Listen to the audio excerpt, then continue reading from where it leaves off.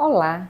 Hoje nós vamos abordar um tema que tem sido muito difícil nesses últimos dias.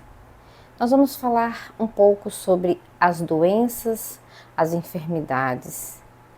E para isso nós vamos começar com uma passagem no livro de Jeremias, no capítulo 17 e no versículo 14, e essa passagem diz assim: Cura-me, Senhor, e serei curado. Salva-me e serei salvo, pois tu és aquele a quem eu louvo.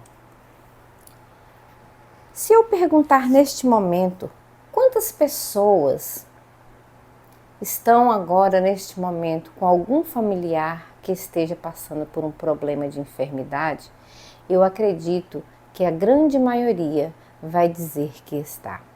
E é por isso que neste momento eu te convido a parar tudo o que você estiver fazendo e se juntar a nós para ouvir a palavra de Deus, o que o Senhor tem a dizer na sua palavra sobre os nossos enfermos. Temos vivido dias muito difíceis, doenças de todas as formas têm se alastrado pelo nosso mundo.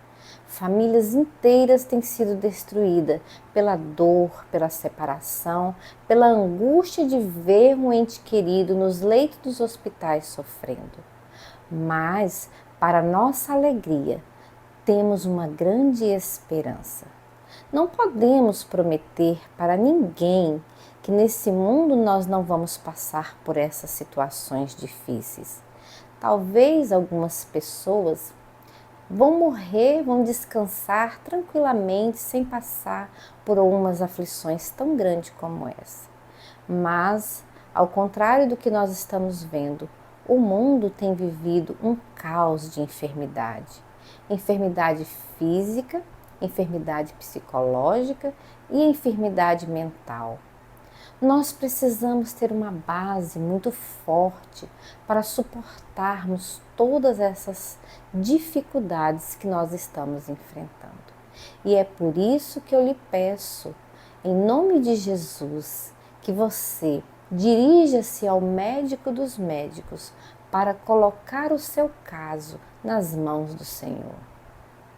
Amigo, se você tem alguém na família que está sofrendo, não é o momento de você perder a esperança. Nós precisamos entender que a palavra do Senhor, ela cumpre na nossa vida. Mas nós também precisamos entender que nem sempre as respostas às nossas orações vai ser como nós queremos. Muitas vezes temos alguém com a enfermidade já ao ponto de morrer e nós pedimos ao Senhor a cura. Mas nós nunca podemos deixar de dizer: Senhor, faça-se a tua vontade na vida deste teu filho. É claro que a vontade do Senhor é que o homem viva. Deus não criou o homem para morrer. Mas por que então que nós temos vivido tantas dores e separação causada pela morte? Nós sabemos que desde que o pecado entrou no mundo, com ele veio a dor, veio o sofrimento e veio a morte. Porque a palavra de Deus diz: o salário do pecado é a morte, mas o dom gratuito de Cristo é a vida eterna. Foi por isso que Jesus deixou o céu de glória, deixou o seu trono no céu e veio a este mundo escuro e mau para morrer, para dar a sua vida por mim e por você, para que nós possamos ter a esperança de termos ainda essa vida que a Bíblia, a palavra do Senhor, nos promete. Uma vida sem sofrimento, uma vida sem dor, uma vida sem lágrimas e sem separação. É por isso que eu te convido a estudar esta palavra de Deus. Você vai encontrar promessas maravilhosas e a palavra de Deus, ela vai se cumprir na vida dos teus filhos. Nós temos também uma outra passagem no livro de Salmos 103, no versículo 2 e 3 diz: bendiga, ó Senhor, a minha alma e não esqueça de nenhuma de suas bênçãos. É Ele quem perdoa todos os seus pecados e cura todas as nossas enfermidades. Nós precisamos bendizer ao Senhor. Nós precisamos louvar a Deus. Às vezes as pessoas perguntam, mas como eu vou louvar a Deus se eu tenho alguém na minha família sofrendo? Eu não estou feliz, como assim? Nós louvamos a Deus, não é porque nós estamos felizes. Como eu vou dizer que você pode estar feliz com alguém que está sofrendo em cima de uma cama, no hospital? Jamais, nem Deus pede isso de você. Mas bendizer ao Senhor não é pela felicidade aqui nessa terra, mas é pela felicidade futura, a esperança futura, aquilo que aguarda aos filhos de Deus. Nós devemos nos apegar nas promessas do Senhor, confiar que Ele vai cumprir na nossa vida. E se hoje você estiver orando para que alguém da sua família seja restaurado, lembre-se que mesmo que ele não tenha a cura física nesta situação, nesta vida, mesmo que ele não tenha a cura física aqui neste mundo, não se esqueça da promessa do Senhor, de um novo céu e uma nova terra, onde não vai haver mais dor, não vai haver mais lágrima, onde a morte não vai mais existir, não haverá pranto, porque as primeiras coisas já passaram. E se porventura esse seu amigo, irmão, esposo, mãe, pai, filho vier a dormir no Senhor, lembre-se que também a palavra de Deus tem uma promessa, tem uma bem-aventurança. A palavra de Deus diz assim: bem-aventurado os que desde agora dormem no Senhor. Porque nós estamos caminhando para um mundo de muitas calamidades e aqueles que já descansaram no Senhor, neste exato momento, eles estão repousando tranquilos no pó da terra, esperando a volta de Jesus para então, com a ordem do Senhor Jesus Cristo, ressurgirem dos seus túmulos, restaurados para morar com Cristo em toda a eternidade.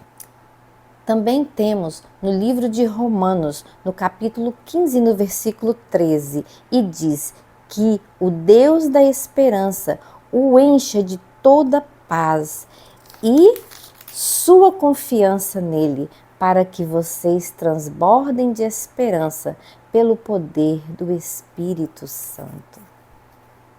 Olha que coisa maravilhosa!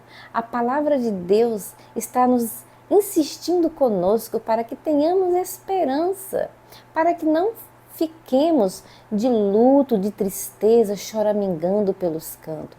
É claro que nós vamos sentir, é claro que nós vamos chorar, porque Deus não quer que as famílias se separem e principalmente através da morte, do sofrimento.